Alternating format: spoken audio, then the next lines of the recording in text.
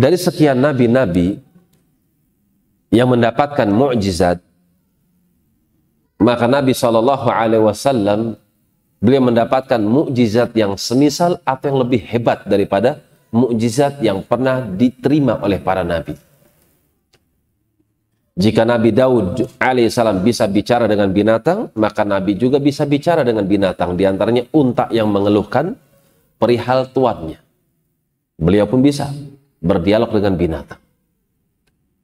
Jika Nabi Musa alaihissalam bisa membelah lautan, maka Nabi SAW diberikan yang lebih hebat daripada lautan, daripada membelah lautan. Beliau diizinkan oleh Allah untuk membelah apa? Bulan. Bulan sama laut besar mana? Besar bulan. Ishhadu, persaksikan sama kalian. Digariskan dengan telunjuk beliau dengan izin Allah, maka bulan itu pun terbelah dan satu dengan yang lain saling menjauh. Tapi orang yang tidak mendapatkan taufik, mereka tetap mengatakan saharna Muhammad, saharna Muhammad. Muhammad telah menyihir kita. Kita disihir sama Muhammad sallallahu alaihi wasallam. Mereka lihat tanda-tanda kebesaran Allah, tapi mereka tidak beriman. Antum nggak melihat tanda-tanda kebesaran Allah melalui Muhammad sallallahu alaihi wasallam, karena memang antum ditakdirkan nggak ketemu Muhammad sallallahu alaihi wasallam, tapi antum bisa mengimani, bisa menjalankan apa yang diimani dan apa yang dijalankan oleh Muhammad sallallahu alaihi wasallam.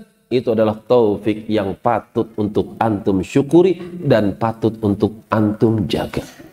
Jaga baik-baik. Ketika Nabi Musa, faqul nadrib bi'asakal hajar fanfajarat min husnata asyrata aina. Surat apa itu? Masa nggak tahu? Faqul nadrib bi'asakal hajar fanfajarat min husnata asyrata aina. Surat apa? Asy'ara. Al-Baqarah. Di awal-awal, iya enggak? Aku katakan kepada Musa alaihissalam, faqul nadrib bi'asakal hajar. Pukul tuh batu dengan tongkatmu ya Musa alaihissalam. Fanfajarat min hutnata asyrata aina. Maka memancarlah air dari batu dengan 12 pancaran. Qad alima kullu unasin masyrabahum. Masing-masing manusia, masing-masing qabilah, 12 qabilah Bani Israel, mereka mengetahui ini air kami, ini air kalian. Ini jalurnya 12 qabilah Bani Israel. Dengan sebab pukulan tongkat Nabi Musa. Nabi Musa memukul batu dengan tongkatnya, maka memancarlah air. Nabi Muhammad sallallahu alaihi wasallam diberikan yang semisal dengan itu. Hadis ini.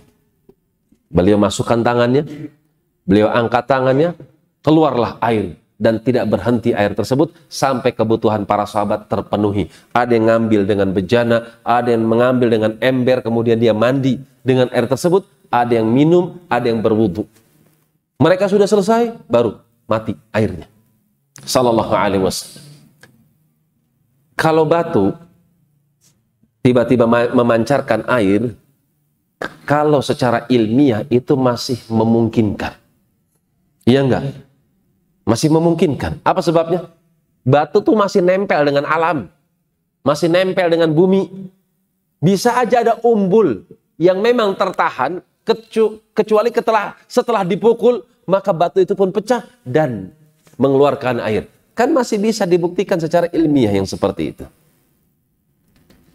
Tapi kalau Nabi Muhammad SAW masukkan air ke dalam baskom, kemudian diangkat, tiba-tiba ngucur dari jari-jarinya seperti air keran dan tidak berhenti. Masuk akal nggak tuh? Kan nggak bisa dibuktikan secara ilmiah seperti itu. Kalau batu masih mending. Kadang kita dapati ada pohon numbuh dari batu, kan gitu. Kadang kita dapatin ada air memancar dari batu. Jadi masih mending, masih bisa dinalar oleh akal. Tapi kalau dari dalam tubuh manusia memancar air, ini kan lebih hebat.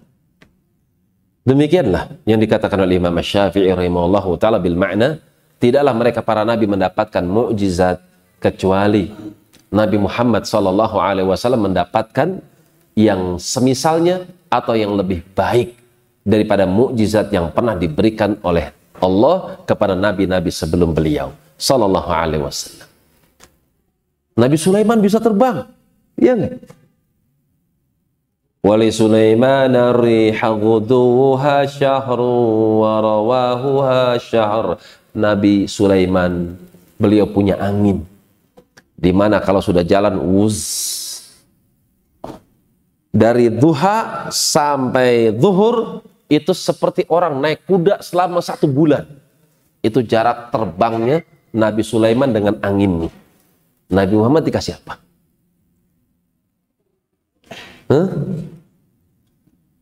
Isra Mi'raj, nah, iya nggak? Ke langit, naik ke atas langit. Dengan apa? Dengan Mi'raj. Apa Mi'raj?